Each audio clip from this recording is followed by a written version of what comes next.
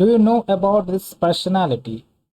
Yes, he is B.R. Ambedkar, the founder of Indian Constitution. But his life was full of a struggle. And we are talking about a struggle, not it was because based on any disability. It was actually because on the basis of caste identity, the caste discrimination.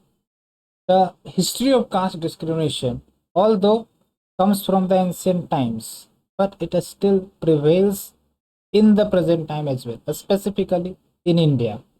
So, a story which is very much prevalent about B.R. Ambedkar, that when he was in the school, he faced many of the discrimination based on the caste identity. Like, he was not allowed to sit in the school bench. He was not allowed to have a drinking water. He was not allowed to play the sports with their fellow students. And it was all because that he belonged to the lower caste. So that was the intensification of caste discrimination that time. But he fighted despite his struggle, and he raised the voice of caste discrimination, and that's why in our constitution we see various provisions that talks about eliminating caste discrimination from India. Okay, and we have various reforms taken since independence to eliminate that, but still in some parts of the country, society, this discrimination still exists.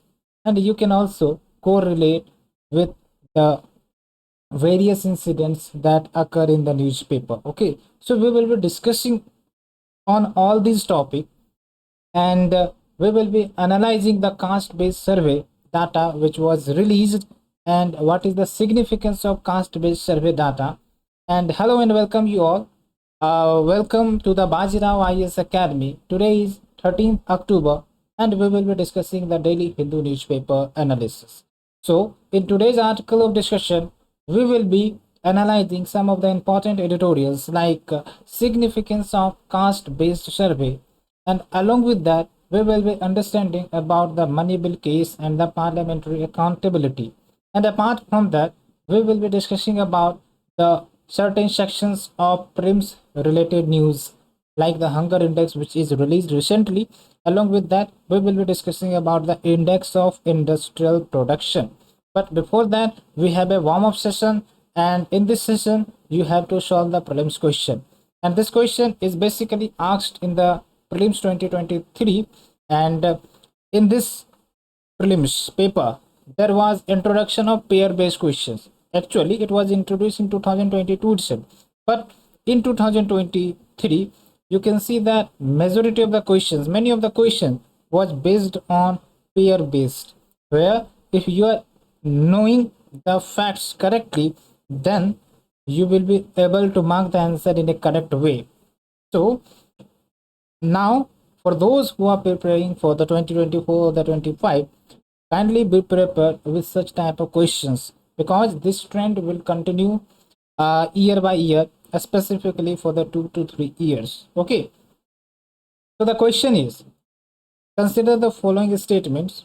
Statement 1: some macroorganism can grow in the environments with temperature above the boiling point of water. Statement 2: some macroorganism can grow in environment with temperature below the freezing point of water. Some macroorganism can grow in a highly acidic environment with a pH below 3. So here you have to find out the correct pair. How many of the above statements are correct? Only one, only two, all the three, or the none.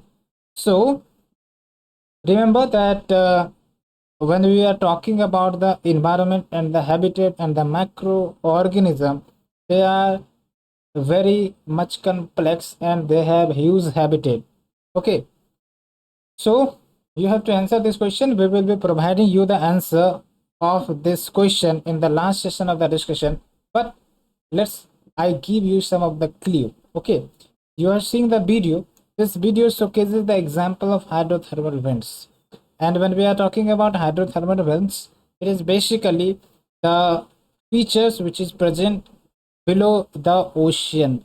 Okay, and in this hydrothermal vents, basically there is abrupt rise of a stream of boiling water. Okay, and why there is a rise of a stream of boiling water? It is all because the magma which is located nearby to this region. That's why the water gets streamed or the evaporated due to the presence of heat. So that's why this is also known as hydrothermal vent. But this hydrothermal vent, in terms of the species, do have the species habitat. Like some of the species in the ocean also lives in this region, and they are able to survive in even the higher temperature of the water. So you can get the clue of a statement 1. Now you have to find the clue of a statement 2 and the statement 3. Okay, and we will be answering the question in the last session of the series, and kindly try to solve that. Now we are having the questions for UPSC mains, and the question is, why is caste identity in India both fluid and static?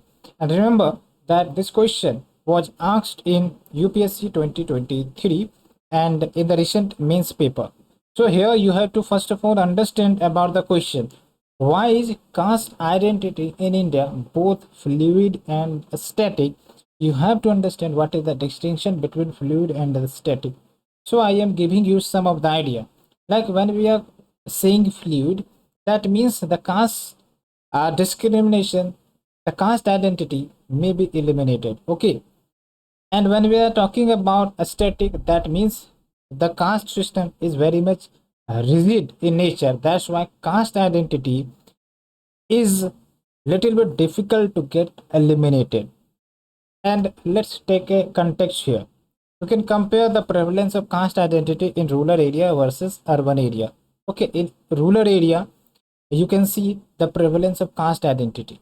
Okay, but in urban area, you can see that the caste identity is losing its significance. That's why in the same plate we have the people living having the different caste. In the restaurants we are seeing people of different caste, they are visiting the restaurant, they are eating the dinner and lunch. Okay, so that is one of the context, but you have to find another context, other context as well to answer the question. So that is the point. And now we are shifting to the article discussion. The first article, it is related to GS paper 2, and you can link with this topic. Okay, so now I am again asking you a question. What is the significance of October 2? Well, you can recall that it is basically the birth anniversary of Mahatma Gandhi. Yes, you are right. But apart from that, what is other significance? Other significance is that on October 2, there was also the birth anniversary of Lal Bahadur Shastri Jayanti. Okay, and remember that Lal Bahadur Shastri was also the Prime Minister of India after the death of Jawaharlal Nehru. And even we are talking about October 2, and this date is celebrated as World Habitat Day, and also this date is celebrated as International Day of Non-Violence. And why this day is celebrated as International Day of Non-Violence? Because of the contribution of Mahatma Gandhi in the field of non-violence. He was follower of non-violence and he was promoter of non-violence. In fact, his non-violence was reflected in its action as well. So that is the point. So why I am asking you the question? Because on October 2, 2023, there was another significance. It is like the release of the caste-based census by the Bihar government. Okay, and this caste-based census is very important because the government which try to launch various schemes for the welfare for the benefit of the marginalized sections, but due to the lack of proper data, the realistic data, the benefit that should be delivered to the real beneficiary is not able to do so. And also various policies programs get stuck due to the lack of data.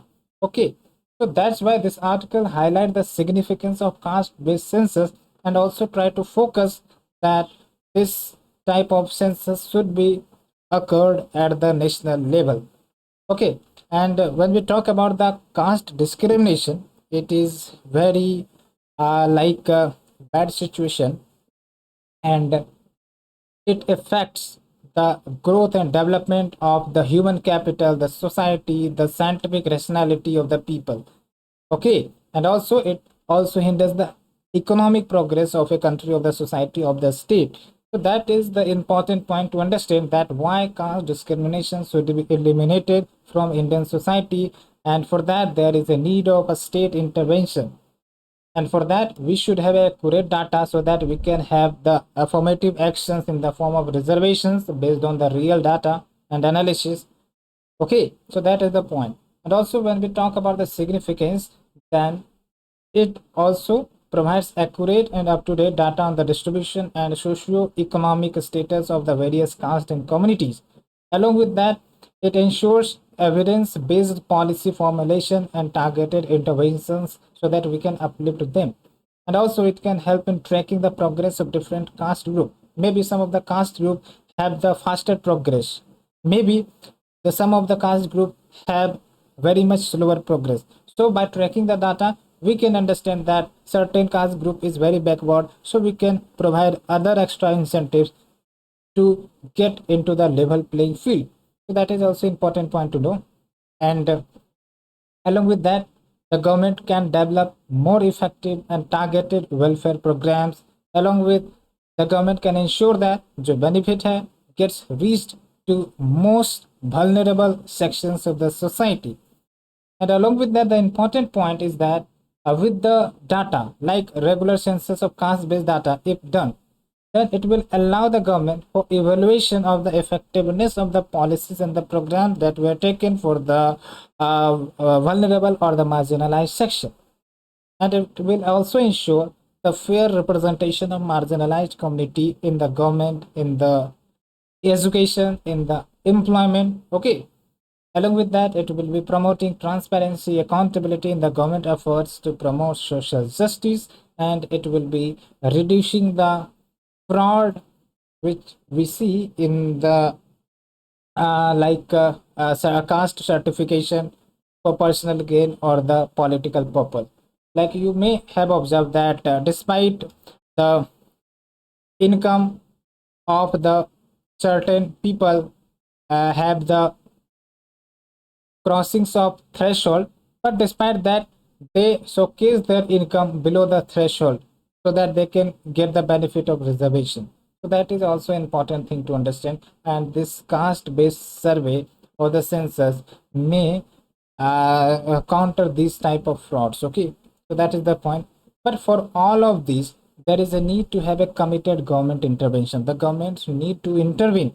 Okay, because as a people, they may have lack of awareness, illiteracy, okay, regarding the impact of caste-based discrimination. But when there is a committed government to deal with these type of discrimination, then definitely the progress of the society is definitely going to occur. So why there is a need to have a committed government interventions? Because first of all, historical injustice, meaning these people did have faced the historical injustice from the ancient times to the medieval to the present as well. So to deal with that, there is a need to have a government interventions along with constitutional mandate, that there is a need for the welfare of the marginalized sections. Okay, like there is a need to have affirmative actions like concept of reservation, which has been provided in the constitution. Okay, in the various fields like education, employment, and all of that. Also, if government is able to reduce, minimize the caste-based discriminations and promote the welfare of the marginalized section, that means it ensures the dignity of the people, dignity of the citizen, and it will induce the promotion of human rights. Along with, it will promote social cohesion and prevents from the social unrest, because the society will be equitable in nature without discrimination. Okay, and also it will promote the economic development by closing the gap of economic disparity. The weaker section faces the disparity in terms of income, in terms of the employment nature. Okay, so the elimination of the discrimination will help in the economic development and the prosperity, and it will ensure the prosperity of the society. It will also ensure the prosperity of the nation as well. Okay, so that is the point. And also, there is a legal framework to eradicate the caste discrimination, so government needs to have a action on this. Along with it will ensure the political representation of the Dalits and other marginalized caste groups who are underrepresented in the politics, in the basically seats of Lok Sabha or the state legislative assembly. Along with it will have a impact on awareness and sensitization. Along with there is a need from the government side to promote the caste-based survey so that real-time data should ensure the promotion of education along with addressing the unemployment concerns. So these are the points that are needed, and why there is need of committed government interventions. Okay, so in conclusion, we can say that caste discrimination is a deeply ingrained problem in India, and it requires sustained and committed government interventions, and it will be a step forward to rectify historical injustice that the marginalized sections had faced, and also to uphold the principles of equality, justice, and human rights for all the citizens.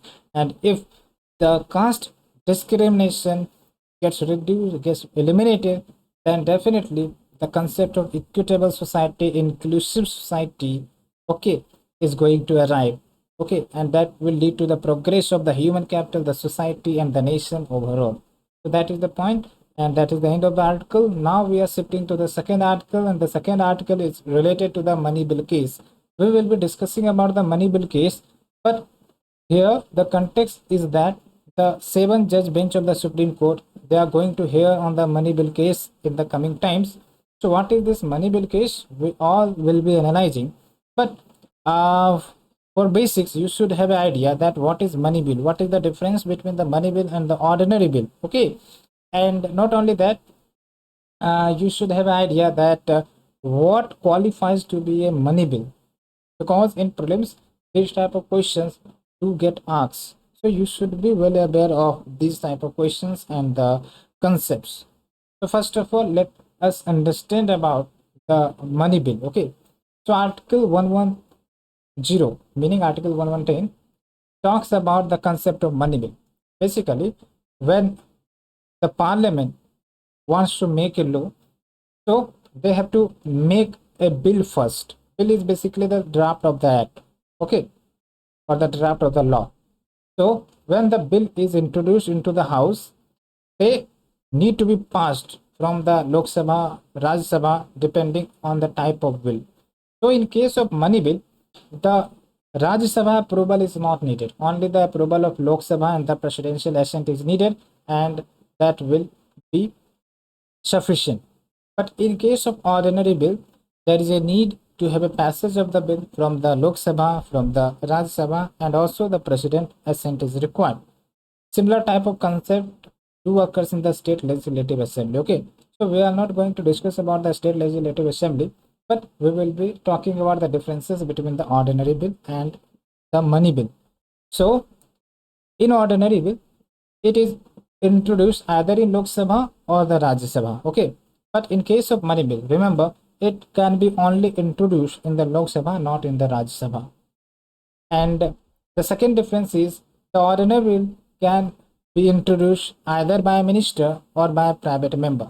But in case of money bill, it can be only introduced by a minister. Remember this point of difference. And in case of ordinary bill, it is introduced without the recommendation of the president. But in case of money bill, the prior recommendation of the president is necessary. Okay. And in case of ordinary bill, it can be amended or rejected by the Rajya Sabha, but it can, in the case of money bill, it cannot be amended or rejected by the Rajya Sabha. Rajya Sabha can only have recommendations or advices regarding the changes in the money bill, but it cannot amend or reject the money bill. So that is the important point of distinction. And also, it can be detained by the Rajya Sabha for a maximum of 6 months. It is in the case of ordinary bill, but in the case of money bill, it can be detained by the Rajya Sabha for a maximum of only 14 days. And also in the case of ordinary bill, it does not require the certification of the speaker that it is an ordinary bill, and then it will be transmitted to the Rajya Sabha. But in the case of money bill, when it get passed from the Lok Sabha, then when it is getting transferred to the Rajya Sabha, there is a need of certification from the speaker that the speaker must satisfy that this is the money bill, so that the Rajya Sabha should have only recommendatory nature. That is the important point. Okay, and it is sent for the president assent only after being approved by both the house in case of ordinary bill. But in case of money bill, it can be sent for the president assent even it is approved by the Lok Sabha only. And along with the eighth point of distinction is that in case of ordinary bill, its defeat in the Lok Sabha may lead to resignation of the government. Why? Because if this money bill or the ordinary bill is not passed from the Lok Sabha, that means the present government is not enjoying the confidence of this house. That means it will be like the initiation of no confidence motion. And if the no confidence motion gets passed, the government needs to be resigned. Okay. And in case of money bill, also the defeat in the Lok Sabha leads to the resignation of the government. Meaning, let's say if the money bill is not passed even in the Lok Sabha, that means the government needs to be resigned. And in the case of ninth difference, in case of money bill, in case of ordinary bill, sorry, it can be rejected, approved, or returned for the reconsideration by the president when the presidential reference is given to that bill. But in case of money bill, it can be rejected or approved, but it cannot be returned for the reconsideration by the president. There is a logic behind that. The logic is basically that presidential assent was presidential recommendation was taken prior before introduction of the money bill. So that is the logic behind this. Okay, so we talked about this difference between the ordinary bill and the money bill. So what the analysis coming from here, that in case of money bill, the power of Rajya Sabha is not there. The power of Rajya Sabha is weak, and also the power of opposition parties are not there. Okay, so that is the point. So that's why government uses this tool to pass certain bill by qualifying them as a money bill, and that means the role of Rajya Sabha becomes dysfunctional. So that is the point, and that's why many petitioners challenged the money bill of certain nature into the Supreme Court, and that's why this is known as money bill case, and that will be heard by the Supreme Court in the coming time. So what was the money bill case?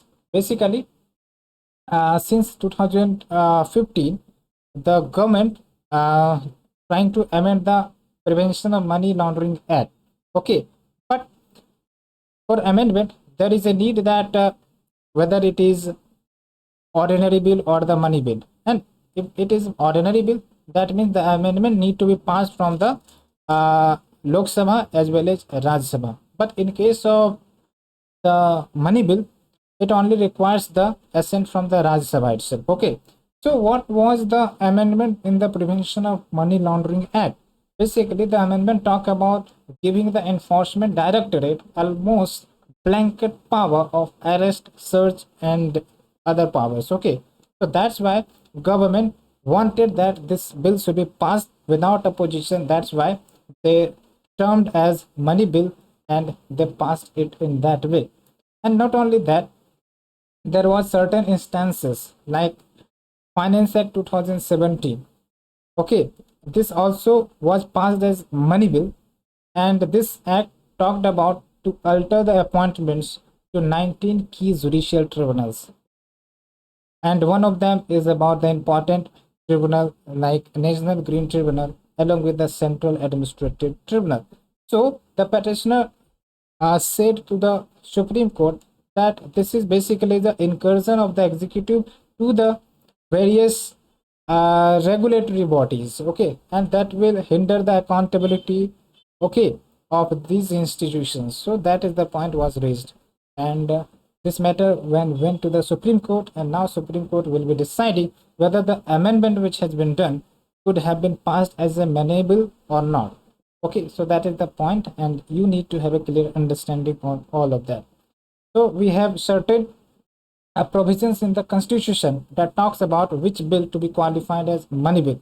You can read these provisions in detail, and it can come you as a question for the UPSC place. Okay, so any bill that contains only the provisions which is related to the imposition, abolition, remission, alteration, or regulation of any tax. Okay, along with, if the bill talks about regulation of borrowing of the money or giving of any guarantee by the government of India, then it also be qualified as money bill. Along with, if there is a change in the custody of consolidated fund of India or the consolidated fund, uh, and that, okay, or the withdrawal of the money from such fund, that will also be qualified, or whether it is related to the appropriation of the money out of consolidated fund of India. When we talk about the appropriation, it means withdrawal of money, okay, from the consolidated fund of India. And when we talk about withdrawal of money from the consolidated fund of India, that means there is a need to have a parliamentary approval. Okay, without parliamentary approval, the money from the consolidated fund of India will not withdraw. That's why the government brings appropriation bill. Okay, and if appropriation bill gets passed, that means the money can be withdrawn from the consolidated fund of India. Okay, along with, there are other provisions, and you can read that. So that is the some provisions that qualify to be have a money bill nature. Okay, and what is the analysis of this case? Actually, the money bill reduces the parliamentary control against the executive. We are seeing that the role of Rajya Sabha becomes recommendatory or the advisory. Okay, and also it is a good tool to bypass the opposition review recommendations, suggestions, and all of that. So that is the end of this article. Now we are shifting to the next article, and the next article, it is related to the Hunger Index 2023, and the status of hunger in India is not so good. Why? Because we see the live example, like people borrows on the road, on the trains. Okay, and you can reflect these incidents in almost every city. So what does it represents? It represents the incidents of prevailing poverty and the hunger. Okay, and this is also highlighted in the rank of hunger index which has released recently. Okay, and in the previous year as well, the rank of India was also not good, and there was various criticism about this report, and also government raised concerns against the methodology adopted by this NGO to calculate the hunger index for the India. Okay, so that is the point. And what is the rank that India got? 111 out of 125 countries. Okay, and in the previous year it was 107. So that means the condition became more worse than the previous year. So that is the report trying to suggest. And you can see that this category of the score categorizes India's severity of hunger as serious, and the score is like 28.7. And if there is a score 0, it means no hunger, and if the score is 100, that means the situation is much more worse. So when we talk about the basics of the prelims, that means this report is prepared by European NGO that is concerned worldwide and wealth hunger life, and it is based on 4 parameters, that is undernourishment, child stunting, child wasting, child mortality, and you have to give the differences between these in our comment section. Okay, because UPSC do ask about the parameters of important reports, so try to remember the parameters as well. Now we are shifting to the next article. It is related to the Mundra port, and in the previous lecture we have also talked about a similar port. Okay, but that port was located in Kerala, but this port is located in Gujarat. Okay, why I am taking this news? It is all because UPSC can give you pair wise question. Okay, on the one side it will give you port, and on the other side it will give you the location, the state, so you can match. So that's why I try to take this type of news as well. So Mundra port is basically India's first private port and largest container port. Do remember that India do have private port. Okay, apart from the private, apart from the public or the government port. And it is located on the northern shore of the Gulf of Kutch near Mundra, that is in the Kutch district, Gujarat. Okay. And now we are shifting to the last article, and it is related to the index of industrial production. So when we talk about the index of industrial production, that basically measures the growth, the manufacturing progress of the economy. Okay, that highlights whether the manufacturing sector is going well or not. Okay, so if there is a good growth in the IIP, that means the manufacturing is working well, and if the manufacturing is working well, that means employment is generation is going to happen, and the income level may go into increase. Okay, so what is the context here? That index of industrial production rises at 14-month high of 10.3%. So we will be understanding the basics of IIP, because UPSC did had asked this topic in the prelims question. So when we talk about index of industrial production, basically it is one of the prime indicators of economic development, or it measures the behavior of industrial production over a period of time with reference to chosen base year. Okay, and this is published by Central Statistical Organization. And you have to tell me that in which ministry that CSO, that is your Central Statistical Organization, comes. And this IIP is published on a monthly basis, and the base year is basically given a value of 100. That means 100 will be the base value, and if the score is more than that, that means that there will be the growth in that percentage. For example, we have base year 100. Okay, and in the month of September, let's say the score is 1110. Okay, that means there is a growth of 10%. That is the basic example. But the current base year for the IIP is taken is 2011 and 12.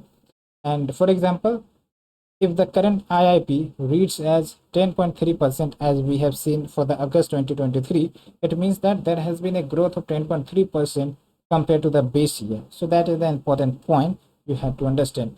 And when we talk about the index of industrial production, there are certain items which is included in the index of industrial production, and one important component of IIP is your 8 core industry. 8 core industry is the industry basically that have very much weightage in this IIP, and it has weightage of about 40.27%. Okay, and these are very heavy industry, and not only heavy but also provides huge employment, and also they are backbone of any economy. So we have to understand that apart from the 8 core industry which has highest weightage in this, because UPSC did have asked this question. So you can see here that the 8 core sector industry in decreasing order in terms of the weightage is, first of all, refinery products, the second is your electricity, the third is steel, and the last is the fertilizer. So fertilizer has least weightage in the 8 core industry, and the refinery product has the highest weightage, and the electricity has second highest weightage. So kindly remember this fact. Hope you understood the concept, because these all are confusing concepts. Okay, so we have discussed all this article. Now we are ending our session with the discussion on the questions from the PYQ. So basically the answer of this question is all the 3 pairs is correct. And here I am trying to say you some important points. Whenever you observe such type of questions in the science and technology, like some macroorganism or the significance of the internet of devices, okay, so try to think in a broader dimension, because in most of the time the answer will be all of the above. Okay, so in case of statement 1, where it is talking about some macroorganism can grow in an environment with temperature above the boiling point of water, we have talked about hydrothermal vents. Okay, the temperature around the hydrothermal vent is basically more than the boiling point of water. Also, when we are talking about a statement 2, that is some macroorganism can grow in an environment with temperature below the freezing point of water. So you can take the example in the Antarctica. Okay, here there may be the various bacteria or the macroorganism that may be residing within the ice layer. Okay, and that's why their survivability is higher. So that is the example. And when we talk about the third statement, some microorganism can grow in a highly acidic environment with a pH below 3. So you can take the example of your stomach. In the stomach, we have the release of hydrochloric acid, and these are very high pH. Okay, and despite that, we have the bacteria that resides in our stomach. Okay, that helps in digestion of food. So that is also true. So you can understand the broader perspective of this type of question. And frequently it has been observed that the question having the provisions of some, that means it will have the higher probability of getting corrected. So that is the end of the article, and you can have the examples I have quoted in the PDF. Okay, so this is the end of the article. Hope you enjoyed our session. We will meet again with the next discussion. Thank you, friends. Thank you very much for participation in the discussion. Please do comment the answer in the pointer form. Okay, so that the student and the peers may get benefited from the discussion. Thank you. Thank you very much.